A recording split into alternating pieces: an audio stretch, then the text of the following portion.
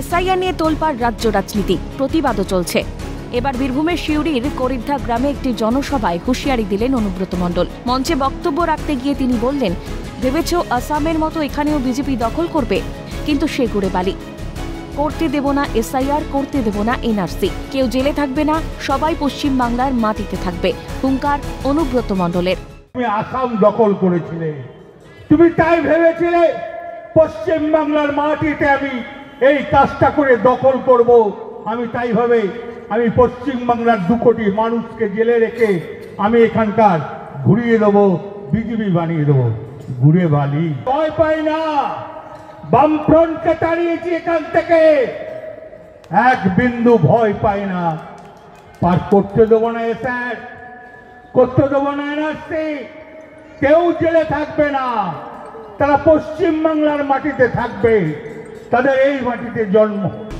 বছর ঘুরলেই বিধানসভা নির্বাচন, তার প্রস্তুতি শুরু হয়ে গিয়েছে এখন থেকেই। ভোটকে মাথায় রেখে সুর চড়াচ্ছে শাসক থেকে বিরোধীরাও। জনসভা থেকে 26-এর নির্বাচনে 230 আসনে জয় পাবে তৃণমূল, ক্ষমতায় ফিরবেন মমতা বন্দ্যোপাধ্যায়, দাবি করেছেন অনুব্রত মণ্ডল। 26-এ মমতা ব্যানার্জি আসছে। মমতা ব্যানার্জি যত ভোটে জিতবে তত তোমরা ভয় পাবে। আবার মমতা ব্যানার্জি 26-এর ইলেকশনে ব্যাপক ভোটে জয়লাভ করবে এবং 230টা সিট নিয়ে আসবে, ভয় পাবেন না। অন্যদিকে অনুব্রত মণ্ডলকে পাল্টা কটাক্ষ করতে ছাড়েনি বিজেপি। এটাই করছে নির্বাচন কমিশন। নির্বাচন কমিশন একটা স্ট্যাটুটরি বডি, এটা ওনার জানা উচিত। আমার মনে হয় না ওনার এতদূর জানার এরিনা আছে, সেই জন্য ভুলভাল বকছে। আগে এসআরটা বুঝুক, তবে বলবে।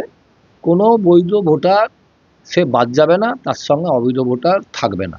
যে লাভলি খাতুনের মতন শত শত বাংলাদেশিকে এনে এখানকার পঞ্চায়েতে প্রধান বানিয়ে দিয়েছিল, ওনার দলের এখানে প্রচুর লিডার আছে যাদেরকে ভালোভাবে ট্র্যাক আউট করলে যে তারা বাংলাদেশি। কে? সৈকত মোল্লা কে, জাহাঙ্গীর কে, শেখ শাহজাহান কে, সব বাংলাদেশি ইসলামিক টেরোরিস্ট। তাদের তো টিএমসির দৌলতে তাদের বাড়ন্ত। ওরা চায় পশ্চিমবাংলাটাকে পশ্চিম বাংলাদেশ বানাতে। সব মিলিয়ে ভোট ঘোষণার আগেই ময়দানে নেমে পড়েছে শাসক বিরোধী দুপক্ষই। ভোলানাথ চক্রবর্তীর রিপোর্ট, ক্যালকাটা নিউজ।